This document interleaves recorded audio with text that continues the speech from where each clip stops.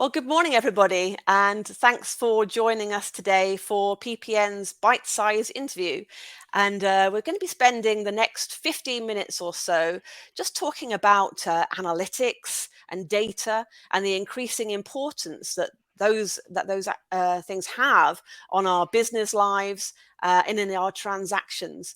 And I'm really pleased and happy to be doing that with somebody who's very well placed to know all about it, and that's Reid, who is the Senior Director EMEA from Workday Adaptive Planning. Good morning to you, Ryan. Good morning, Ellen.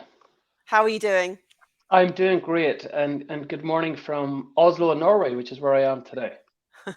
Fantastic. We were just talking before we came on air about what it's like over there, and it sounds like it's a fantastic place. We've got beautiful sunshine here in the UK today, which you've got a touch of snow, I hear you say. So perhaps before we begin and talk about analytics and data, if you could just maybe say a few words about yourself for people who are not familiar with you or Workday Adaptive Planning. Sure, delighted to. So, Ryan Reid is my name. So, I've been at Workday 2 years. So, I lead our Workday Adaptive Planning business, which essentially is our enterprise business planning part of our business. Mm.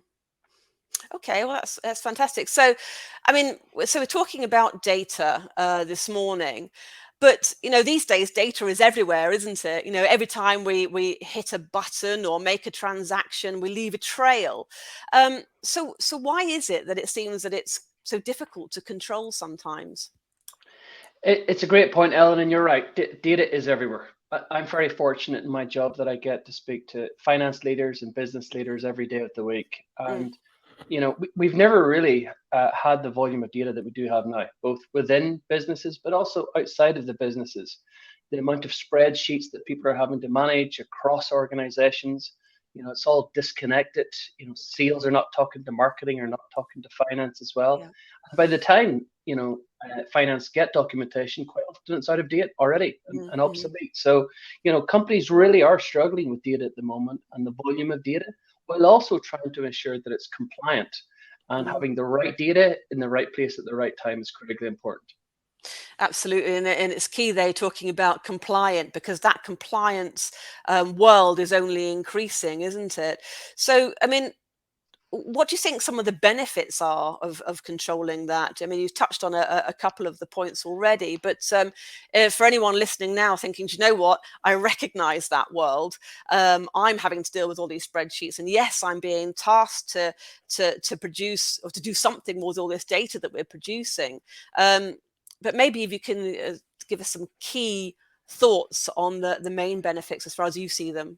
Yeah, it's a great point. And bad data and bad quality data does have a cost as well. Mm, According to Gartner in 2022, bad data quality costs organizations upwards of 13 million annually per year. So it does have an impact. But when we look at some of the ways that maybe organizations can control their own data, there's a few things that I see as trends in the marketplace. So mm, firstly, what we call is version control. So yeah. really ensuring that the data and the plans are tracked, and there's a data trail and an audit, so that any amendments and edits can be recorded. Role-based security is particularly important. We want to make sure that the right people have access to the right data in the right way as well, particularly when you're dealing with sensitive information, be it HR or financial data. Um, Collaboration, and look, we're all in this new world now where they're hybrid working. Some people are in the office, some people are working from various different locations. So Mm. it's really important that teams are collaborating, but also around the right set of data. Um, and something I'm seeing a lot about when we look at controlling data is around the integrity of the data. Yes. And certainly here at Workday, and what our customers are using is machine learning and Mm. artificial intelligence to really be predictive in our analytics, and ensuring that the quality of the data in there is important. And certainly last but not least is Mm. managing the data through what we call as a central data repository. Okay, so that everyone is working off the same form of data. It eliminates um, data issues or duplication. and important that it's really accurate, up to date, and accessible for everybody in the business. So I think there's some of the examples that I see organizations really driving forward to be able to control their own data. And that's really key, isn't it? To have that information at their fingertips that's the same across the business, because that's some of the issues that we see here at PPN as well. People come to us and say, do you know what? That's one of the key troubles that we have, is having that accurate data and having that data in real time as well. But our organizations are constantly evolving, aren't they? And so you touched on that just now. But what what can we do in a world that is constantly evolving, constantly changing? Perhaps maybe something along the lines of the AI, bringing that into our organizations that you were talking about. Perhaps something like that might help. Yeah, it does. I think, AI certainly is a solution to a data challenge, but I think, technology is a big enabler there as well. So I Mm, think being able to have access to the right type of data anywhere on the go is really important. Um, when I look at what, a lot of our customers are doing, and how they get benefit out of controlling that data, it's about having the visibility and mm, really rich data timely insights. We all know in the last 2 years, the businesses have been flipped around on its head, and I think we've mm, all got to be agile, and we've got to be able to adapt and thrive.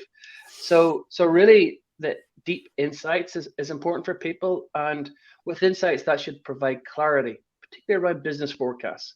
mm. Around where do I spend my budget, what markets do we want to go into, and how do we scale adequately but also efficiently as well. Yeah, and absolutely. I mean, do you think that that is something which organizations are finding more difficult to do now? We're particularly talking about the environment, for example, the environment that we're working in terms of interest rates, inflationary pressures, supply chain disruptions. And I know we heard on the news yesterday that, that economic environment is not going anywhere soon. We still have those inflationary pressures, and that puts extra demands on the business, doesn't it? So do you think doing some of that is harder to do right now? And if it is, what can we do about it? It certainly can be harder with the volumes of data that companies are looking at the moment. However, there is a solution. I Mm, see the companies that embrace change and invest in technology, and also, collaborate around the right sets of data, mm, are able to pivot very quickly. So, events like inflation or Brexit and things like that, they will always occur. So I mm. think it's how do you um, enable your business to be set up for success. So something I see a lot of our customers do is leverage data to run what they call scenario planning. So, how Okay. can we predict future scenarios using the data that we've got, and particularly those machine learning capabilities as well. So the what if scenarios, so that they can predict some of these future events and be set up for success as well. So that's really important for me. And I see a lot of modern organizations using tools like that to really help navigate through those changes. Yeah, and you're so right. That some of those issues that we're facing right now, like you say, it's always going to happen, isn't it? Whether it's something which comes and hits us and blindsides us like that, like the pandemic, or whether it's something which potentially is a little bit more predictable in terms of the economy changes and Mm. fluctuating. So I really like the point that you're making there about I guess making that like a sandbox, isn't it, and testing things out. And I like what you're saying also about collaboration. And of course, we've learned a lot about that over the course of the last 3 years now, haven't we? So I think that the businesses that were able to jump out of the pandemic a bit easier were, like you say, looking at that already and getting those controls in place that they could. Um, do you just thinking about data and analytics? A lot of the companies and the people watching today use that to create metrics by which they Mm. are measured. Um, do you believe in doing that? And do you think there are any dangers involved in doing that along your transactions and the rest of your business? Yeah, look, it's a great question. I'm a great believer that you cannot manage what you can't measure. Okay, Mm, so I think it's really important that companies today uh, really look at the data and how they can scale their business in order to drive efficiencies. So there are certain measurements that are required. Indeed, to support that, to share with you, Gartner again in 2022 shared that 70% of companies are really tracking their data quality with a view to improving by 60% the reduction in costs and also risk to the business as well. So that they are doing that through measuring and putting metrics in place. Um, so that is one part of it, but I do mm, think while it's important to measure, you can't over rely on it either, Ellen. I think because I see organisations whereby they very much focus on metrics and outcomes, but that mm, doesn't necessarily bring to the forefront some of the underlying issues which cause the outcome. So and that prevents companies being agile and being able to course correct. mm, So mhm.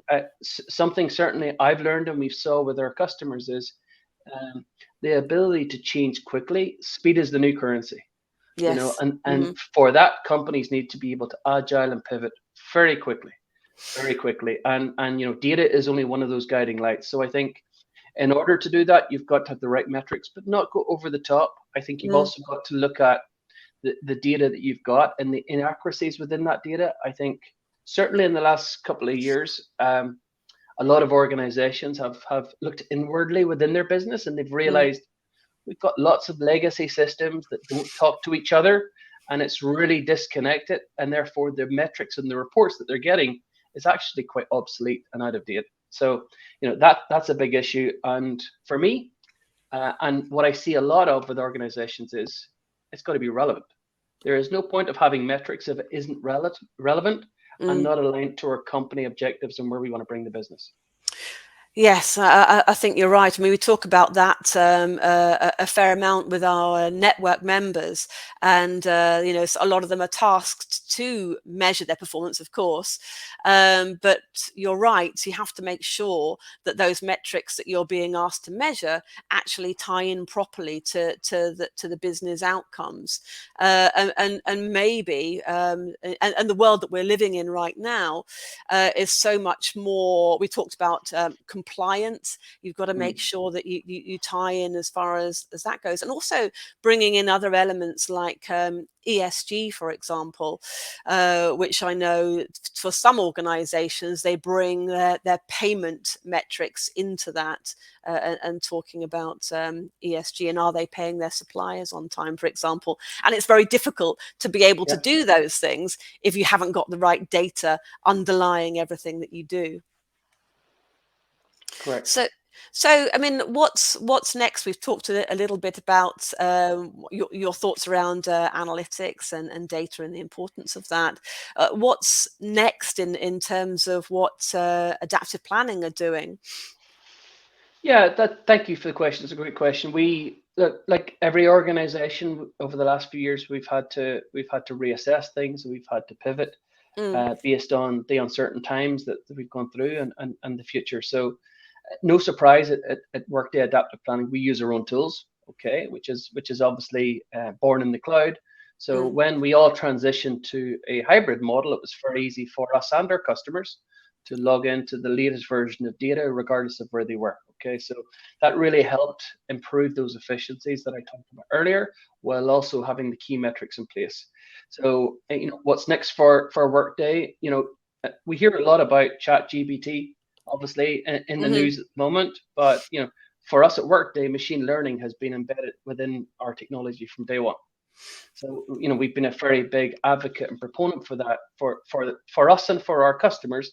That allows them to be more agile, to be more adaptable, and to be able to provide that real metric relevant data decisions, which is critically important for organizations. So we will continue to invest in our technology, particularly around machine learning and AI, and really driving those deep actionable insights which are really important for our customers because what we hear is they want to have great insights, but they also want to have benchmarking and mm, analytical tools as well. And it isn't just the premise of HR. At Workday, we provide technology for HR, finance, and planning organizations. And our Mm. goal is to make sure that our companies and our customers are productive by having the right data, that they collaborate together on it within the leading platform within the marketplace. That's fantastic, Ryan. That's great. Do you know what? Some of the key words that you've been saying, and throughout our interview, really stand out for me. I think those actionable insights, that collaborative nature of our working, and relevant as well. I think those are the key elements that we can bring out from today's discussion. And of course, you'll be joining us at our event on the 6th of June at the Hurlingham Club. And for anybody who's yet to pick up a ticket, some details just at the should be seeing at the bottom of the screen there in front of you. But really great to speak to you today, Ryan, and share your insights around data and analytics. And I'm sure if anyone's got any questions, you're around for anyone to ask those of you. We can get those answers back to them after this session today. But thanks again, Ryan, for joining us this morning, our PPN bite-size interview, and look forward to seeing you guys at our event at the Hurlingham Club on the 6th of June. Take care, everybody, and thanks for joining us. Thank you. Bye-bye. Thank you, Alan.